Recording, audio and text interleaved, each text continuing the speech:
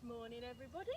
Well, I'm here today in our lovely little Suffolk farm and we are harvesting tulips. Now I have got 1, 2, 3, 4, 5, 6, 7, 8 rows and an odd one at the back there of variety tulips, and our tulips are for cutting to put on our market stall, our farmers market. So I'm going to show you what I do and how we actually harvest tulips for cutting flowers rather than just for a vase on your table. But you can do either, it doesn't matter. So let me go down. So follow me. Ooh, I've already done some, but it's quite interesting the difference between harvesting for cutting flowers and harvesting for like your house. So a lot of these are already open. I can't actually keep up with the amount of tulips I've got, but they look gorgeous. So I've got plenty of tulips here. I think there's probably about 24,000 planted, yeah, so there's more than enough for me. And I just keep every day. I keep pulling them up. So the difference being is we want to harvest for cutting, so doing bouquets, when they're just showing colour like this one, and we leave the bulb on. We can take these lower leaves off, that's no problem, and then all the energy, and that's where the food sources will go into this. And the good thing about taking the bulb with the plant, there's a good thing and a bad thing. The good thing is you can store them in a refrigerator and they'll last for up to a month.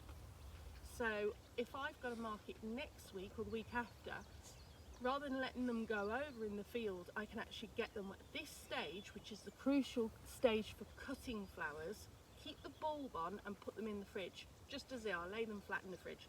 So that's what I do for the cutting tulips. Now, if I was just getting them for the house, I would just harvest, leave the bulb in, leave some greenery in, because if you take the greenery, if you take the bulb out the ground, it won't come back next year, because it has to photosynthesize, and it can't do that if you haven't got leaves and the bulb there. So when you cut for home garden, you would just literally, and I'll show you how we do that, leave some leaves on the bulb, leave the bulb in the ground, and it will come back next year. Whereas when we cut for cutting flowers, we'll leave the bulb on. So they're the two differences. These can still store in the fridge, but they'll last for maybe about 3 days, 3-4 days if you put them in water. So let me show you how we do it. So as you can see, we've got a plethora of tulips here. Now I want one that's not quite open but is showing colour. So you see this one here? So I'm going to go down. It doesn't always work, so you'll have some successes. I'm just going to gently pull, and there you go. You can see I've got just the open bud, just starting to show colour, and a nice clean bulb at the bottom. And I'll pop that into my bulb bucket, and then we'll do another one. So, alarm going off there, I think you might have heard. Another one, bulb. Best time to do this is early in the morning, because when the soil is still damp with dew, they pull out the soil really, really easily. If you leave it later in the day, number one, they'll probably open up by the time you get to them, and number two, the soil's quite dry and you'll pull and they'll snap. Now I will do one where it will probably snap, so we'll go to the white tulips, because that's the next tulip load that I need. I'll reverse up here so you can see what I'm doing. So these are really beautiful, and I've got yellow and white in this group. And if you see, they've got like little frilly tops on them.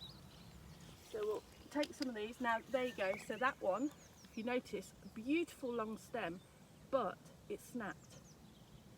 So this one will go in water into the fridge, and luckily we've got a market on Saturday, and this beauty will go on Saturday. Now what I normally do is try and do this in the field, because it saves a lot of hassle afterwards. I take all the leaves bar one, and into my bucket it goes.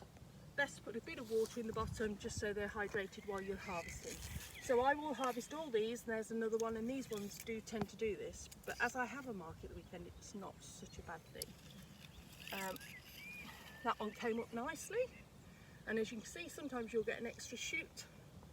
Unfortunately, that's not going to survive, so that will go onto the compost. So I'll try another one, and these actually are really beautiful tulips, because what will happen is these are really long stemmed, And when they go in the vase at home, so I would cut them to about there, and they're nice and straight, and when they go in the vase at home, in a couple of days they open right up. I don't know whether I've got any here to show you, but they open right up and they go white, so they're almost like a creamy greeny white at the moment, but in the vase in the house they actually open up and they're pure white. They're beautiful, beautiful tulips, gorgeous. I've got lots of these, so hopefully lucky people will be getting them at the market at the weekend. So again, now here I've got a yellow one with the frizzy top, and again that one broke, so we'll put that in our broken bucket, but they won't be wasted, they'll be in bouquets at the weekend, but they'll have to go at the weekend. That's the only difference. Again, nice long stem, very straight neck, really lovely tulips. And you can see the yellow ones are starting to open up here. If I show you this one, pull this out, can you see the heads? They're really pretty. It's a really pretty variety. I can't remember, if anybody knows the name of them at the moment, I can't remember offhand what they're called, but they are actually really lovely. So it's around, we're a bit late this morning, it's around 9:30, maybe not so, I don't know, between 9 and 9:30 this morning. I haven't got a watch on. So I am a little bit late harvesting, but I needed to get as many as I could today because, as I say, we've got markets over the weekend.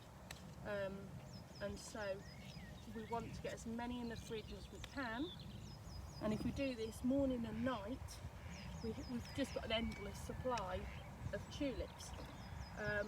And these white ones are my particular flavour. I nearly said flavour, but I mean favour. They're just beautiful, and they're just perfect for cutting. So we will, obviously the snapped ones will come back next year.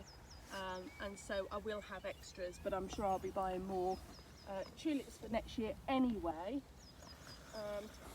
So yeah, so it's all good in the Applewood Acres field this morning. We've got lots and lots to do, and today we've got volunteers coming, which is really helpful at this time of year, because this farm is just, there's so many jobs. Apart from harvesting, there's so many jobs I can't keep up with. So we've got planting out today, we've got, the weather's warmed up a little bit, as you can see. And so it's a really good day for volunteers to come and join us here on our little farm in Suffolk. And we can get lots and lots of work done. So I think I'll have the guys planting out, and we need to finish the wood chips, the ever going wood chips that we've got to do. But we're getting there, we're nearly done. And the farm's evolving as we go, and I really enjoy the flowers. It's a beautiful spot, and we are doing really well with flowers, and people like to get them off us. So I think that's about it really. It was just to show you the difference between the cutting tulips and the house tulips. They are just beautiful this time of year, because they just bring that sense of spring to any garden, way before anything else flowers. So if you haven't got tulips in your garden, I highly suggest you get some, and just do them in clumps. Don't spread them out too thinly. Put them together, put them almost like eggshells, so right together. You'll see the old pictures of when we planted these are really together, and that way they'll come up and they'll stretch for the light, and they'll just be super, super tall. And they're just beautiful in any garden. So thank you very much. I will see you soon. Dave's behind the camera. He's got to learn how to turn this off. You know me with the lives, it's hard to do. There is a little cross in the top corner, Dave, if you're not sure. See you later, guys. We'll speak soon. Bye bye.